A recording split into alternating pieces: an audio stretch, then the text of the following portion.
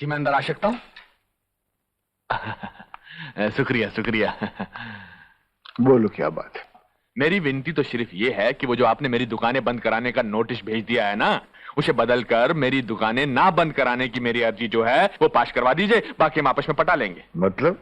मतलब ये कि मैं आपकी कलम में स्याही भर दूंगा, आप कागज पर दस्तखत कर दीजिए और मैं उस कागज पर वजन रख दूंगा। वजन? अरे ऐसा वजन दिखाऊंगा कलेक्टर साहब कि आप खुश हो जाएंगे। ये देखिए देखिए, देख रहे ना आप? देखिए।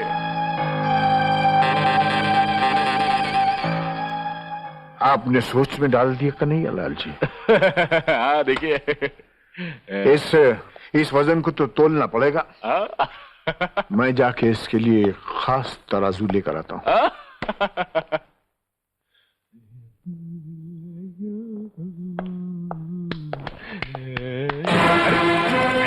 ये क्या कर रहे हैं साहब? डिस्ट्रिक्ट मजिस्ट्रेट की हैसियत से मैं तुम्हें रिश्वत देने के जुर्म में गिरफ्तार कर रहा हूँ। अरे साहब, लेकिन मैंने आपको रिश्वत दी कब है? क्या सबूत है आपके पास कि मैंने आपको रिश्वत दी है? वो रुपए जो उस टेबल पे रखे हैं वो तुम्हारे हैं या नहीं? अरे बिल्कुल नहीं कलेक्टर साहब, आपको जरूर कोई गलतफहमी हुई है। कहाँ से? वो तो मैंने। Yes mister Chandrashekhar, chief minister के फ्लड रिलीफ में कलेक्ट्रेट की तरफ से ये रुपया जमा करा दे। Okay sir. Go now, thank you. अरे कलेक्टर साहब, मेरे 50,000 रुपए। ये तो तुम्हारे नहीं है भाई, यहाँ है। नहीं नहीं नहीं, ये 50,000 रुपए तो चलेंगे, लेकिन मेरी हथकड़ी तो खोल दीजिए। ये मैं नहीं खोल सकता।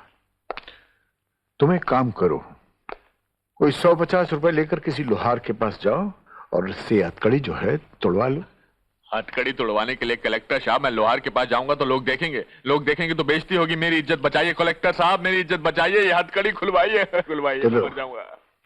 आज के लिए हम तुम्हारी उस इज्जत पे पर्दा डालेंगे, लेकिन आइंदा के लिए ये सबक याद रखना। Now get out, get out. ऐसा? कलेक्टर तुमको मसाला डोसा खिलाया? हमको तो खाली डोसा खिलाया था। तो फिर इतनी बड़ाई मानने की क्या जरूरत थी झूठ मूठमा? क्या तुम्हारी इतनी लंबी है, इतनी चौड़ी है, दिल्ली तक पहचान है? और हमसे तुम वादा किया था कि तुम हमको एमएलए की सीट दिलवाओगे। कहाँ है वो सीट? अपोजिशन वाले तमाम बढ़ के इलेक्शन की तैयारी कर रहे हैं और हम इलेक्शन के पुराने पोस्ट की तरह फटे हुए पड़े। एक बार हमको एमएलए बनाई दो, फिर देखो उस कलेक्टर को सड़े हुए टमाटर की तरह निचोड़ के नहीं रख दिया तो हमारा नाम भूषणनाथ बड़बोले नहीं। हेलो, हाँ राजधानी से फोन है, राजधानी से। हेलो राजधानी जी। जी मैं भूषणनाथ। नहीं, मेरा मतलब है मैं कब्जा कन्हैया लाल बोल रहा हूँ। जी क्या का पार्टी शक्ति आपका फोन है? जी नमस्ते नमस्ते। जी हाँ, मैं कह रहा था कि आपके बाय इलेक्शन में अपने भूषणनाथ भड़बोले को ही सीट मिलनी चाहिए। जी क्या का? खर्चे की चिंता मत करिए आप। हाँ, उसके लिए तो हम ब्लैक में भी टिकट लेने को राजी हैं। जी क्या कहा? सीट कंफर्म्ड, टिकट पक्की? तो मैं उसे वो नॉमिनेशन फॉर्म भरने को कह दूं? जी क्या कहा, कह दूं? अरे पार्टी शक्ति साहब, आपका मैं एहसान जिंदगी भर कभी नहीं भूलूंगा। जी नमस्ते नमस्ते नमस्ते। लो भाई भूषणनाथ, तेरी सीट पक्की हो गई। अरे तेरे को ये क्या हो गया? मेरे को इलेक्शन के झटके आ रहे हैं। अच्छा ड्रामेबाजी बंद कर, मैं सब समझता हूँ। प्रकाश, इसके इलेक्शन की कामयाबी की तैयारियां शुरू कर दो। डैड, हम किस निशान से नारे लगाएं? हम बताते हैं सर। अपने लेवल के हिसाब से कैंची निशान अच्छा रहेगा, क्योंकि इस देश के नेता फिटिंग कम और कटिंग ज्यादा करते हैं। My dash symbol. पिताजी, अगर पब्लिक ने आपको वोट नहीं दी तो मैं उनकी डैश चटनी बना दूंगा। आजा प्रकाश। मालिक, नेता बनने के बाद हम इस राष्ट्र को ऊपर ले जाएंगे या नीचे ले जाएंगे वो तो हम नहीं जानते, पर इतना जानते हैं कि पहले आपकी मूर्ति फिर हमारी मूर्ति अखबार में पहले आपको पहनाएंगे फिर खुद के डलवाएंगे हार। हर चीज में पहले आप फिर हम। हाँ, सब कुछ आधा आधा, सब लंका के रावण की कृपा है।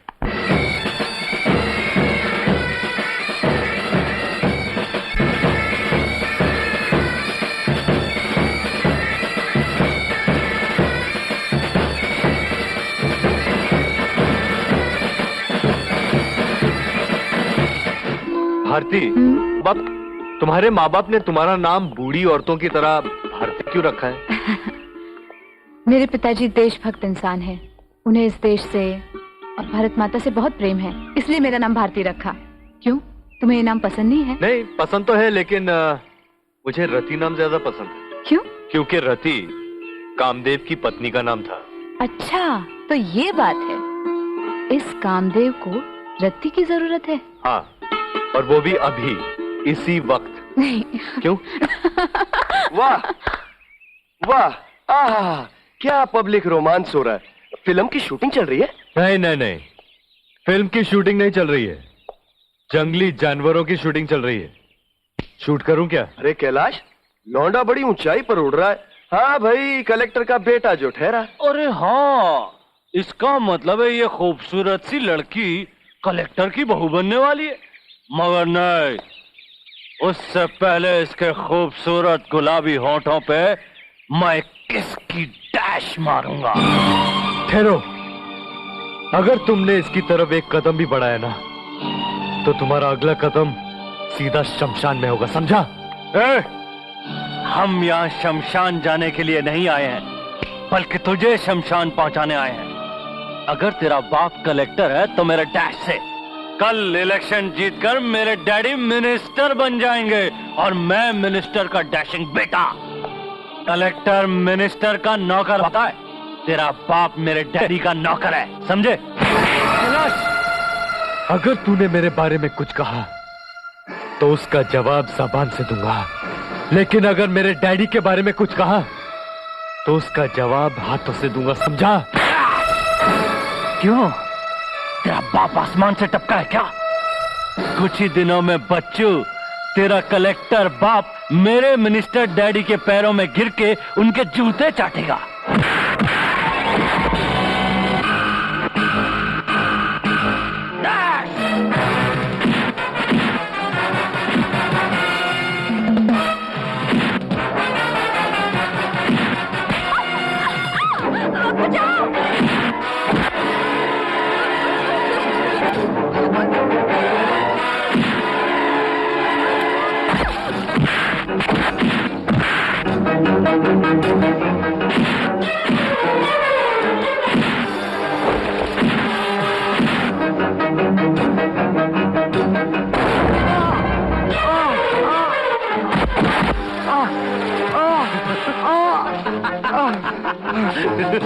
उठ उठ।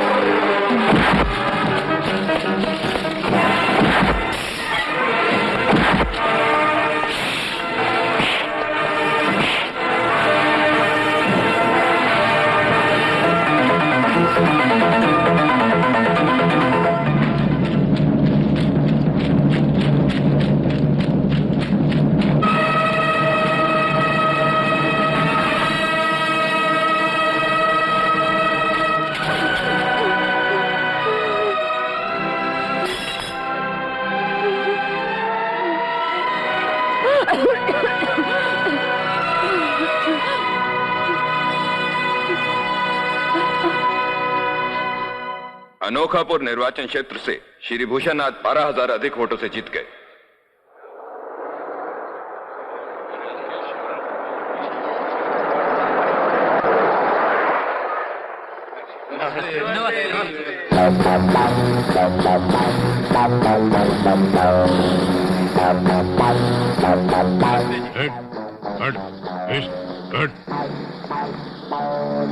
अबे ये क्या, इतने प्यार से तुझे हार पहनाने आए और तुम इनकार कर रहे हो? मालिक, आज मैं आपकी कृपा से मंत्री बना हूँ। शपथ लेते समय जो हार मुझे पहनाया गया था वही हार लेकर मैं आपके चरणों में आया हूँ। क्या वफादारी है, क्या ईमानदारी है। इससे पहले कि तेरे हार के फूल मुरझा कर सूख जाएं, तुम मेरे पैर छूने आए हो। इसी बात पर मैं तुम्हें हार पहनाता हूँ। एक मिनट। अरे अब क्या हुआ?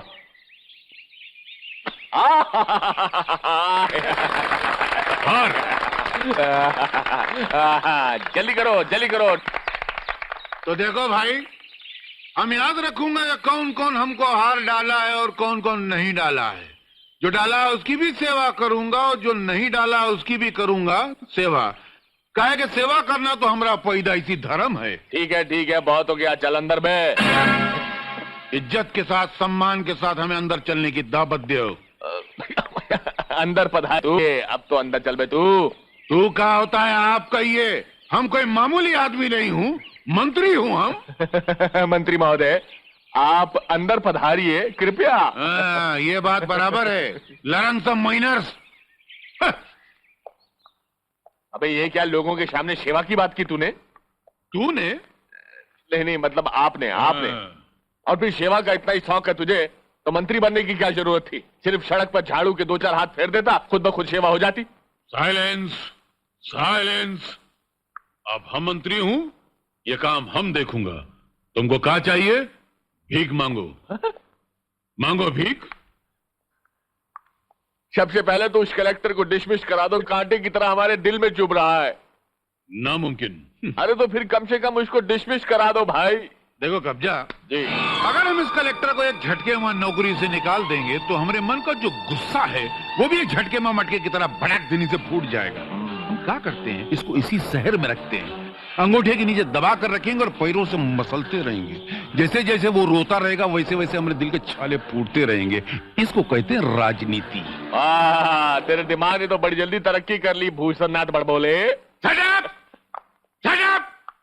हम तुमको फर्स्ट और लास्ट वार्निंग दे रहा हूँ कि यहाँ कोई भूषण राशन भाषण नहीं है। हमसे गलती हो गई मंत्री महोदय, भोजन के लिए चलिए। मंत्री के तुम हाथ पकड़ते हो, सारी दुनिया पैर पकड़ती हो, तुम हाथ पकड़ते हो। और ये भोजन क्या होता है? वो डिनर का। डिनर। ये डिनर क्या होता है? वो जो दोपहर में खाना खाते हैं उसको डिनर कहते हैं और जो रात में खाते हैं उसको ब्रेकफास्ट कहते हैं। पर उसके लिए हमारे पास टाइम नहीं है। काहे कि हम प्रेस वालों को अलॉटमेंट दिया हुआ जाके थोड़ा भाषण देना है। हम भी चलते हैं। नहीं, तुम यहीं पड़ा रहो। जितना भी देश विदेश से फोन आएगा उसको रिसीविंग करता रहो। That's all. That's all.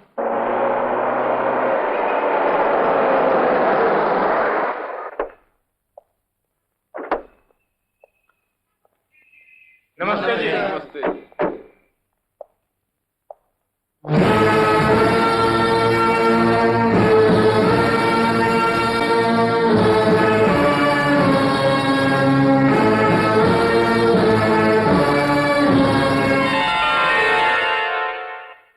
सभी प्रेस वालों को हमारा नमस्कार। ये हमारा मंत्री बनने का पहला चांस है और मंत्री की पदवी संभालने के बाद हम अपने राष्ट्र को ऊपर ले जाएंगे कि नीचे ले जाएंगे, यह जानने के लिए आप लोग बिना पानी की मछली की तरह फड़फड़ा रहे होंगे और सवालों के बम लेके तैयार होंगे। तो वो बम को हम अपने दम से उड़ाने के लिए तैयार हैं। मारो बम। सर, इलेक्शन से पहले आपने जनता से वादा किया था कि इस इलाके में एक यूनिवर्सिटी कायम की जाएगी। वो काम कहां तक पहुंचा है? वो काम कहां तक पहुंचा कलेक्टर साहब? ये काम तो नामुमकिन है मंत्री महोदय।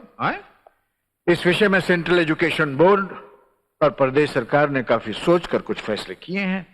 हर जिला और हर डिस्ट्रिक्ट में यूनिवर्सिटी कायम करना नामुमकिन है।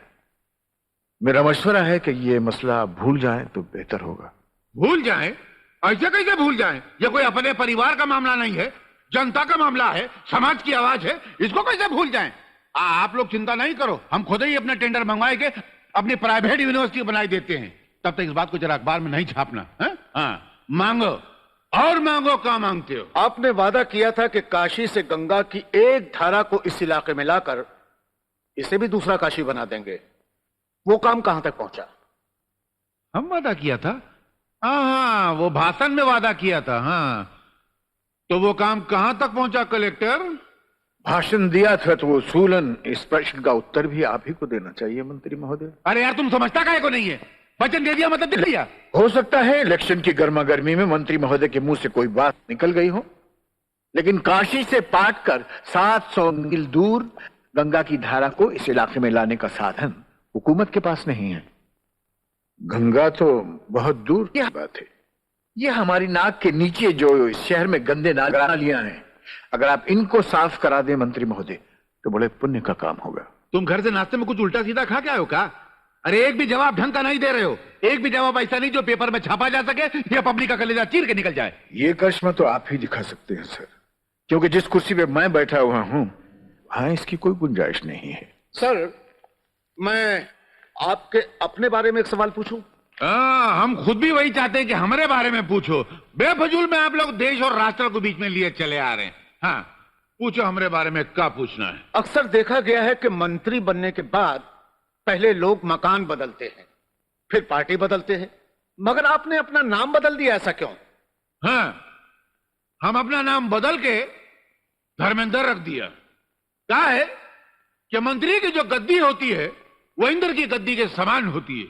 वहां बैठकर धर्म का काम करना पड़ता है। तो इंद्र की गद्दी, काम धर्म का, तो धर्म और इंद्र मिला के धर्मेंद्र हो गया, इसलिए हम अपना नाम धर्मेंद्र रख दिया। ये बात जरा अपने अखबार में मोटे मोटे अक्षरों में छापना। आपने अपना नाम तो बदल दिया मगर भाषा नहीं बदली। भाषा कैसे बदल देंगे भाई? वो तो हमारी मातृभूमि भाषा है, अर्थात मां की भाषा। उसको कैसे भूल सकते हैं?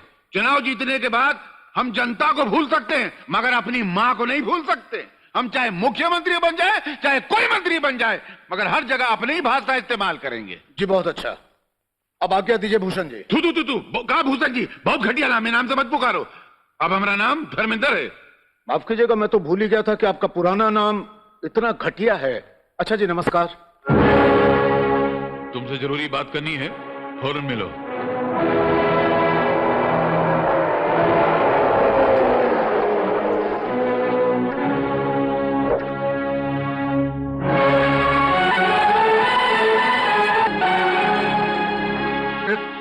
क्या देख रहे हो? जहां हम होंगे वहां एक ही कुर्सी होगी और उस कुर्सी पर केवल हम विराजमान रहेंगे। ये कुर्सी बड़ी विचित्र है, कोई भरोसा नहीं ये कब उलट जाए और कब पटखनी खाकर तुम दूर जा पड़ो। ये मैं कोई नई बात नहीं कह रहा हूं, ये मैं इसलिए कह रहा हूं कि पहले ऐसा हो चुका है। अच्छा ठीक है, दूर से बात करो, ऊपर कहां चढ़े चले आ रहे हो? पहले ही बताओ, तुम अखबार वालों को उल्टा सीधा जवाब क्यों दिया था? अखबार वालों से मैंने जो भी कहा है वो सच्चाई और कानून के दायरे के अंदर की बात थी। दायरा वायरा हम कुछ नहीं जानते। आज के बाद हमसे जो बात करना वो हमारी हाँ में हाँ मिला के करना, बस।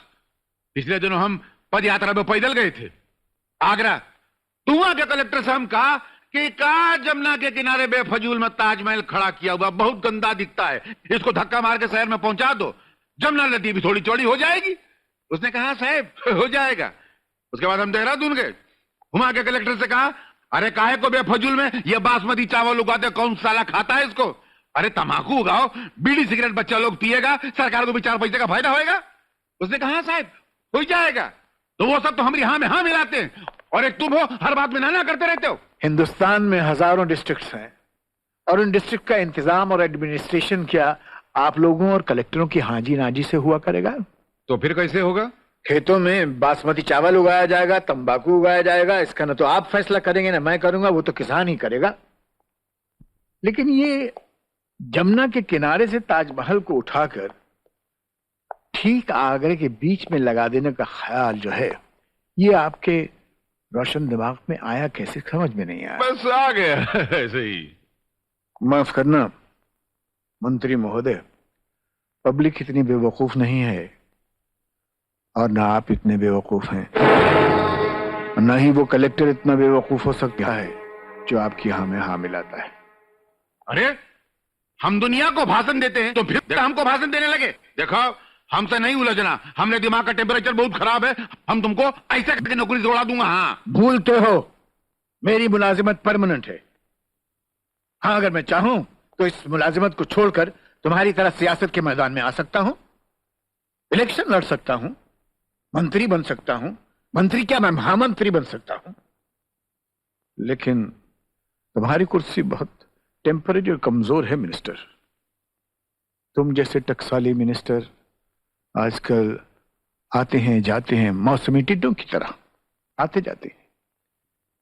माफ करना, बुरा मत मानना, अगर सियासत का ये चोला उतारकर तुम कलेक्टरेट के दफ्तर में आओगे तो तुमको तो वहां चपड़ासी की नौकरी भी नहीं मिलेगी।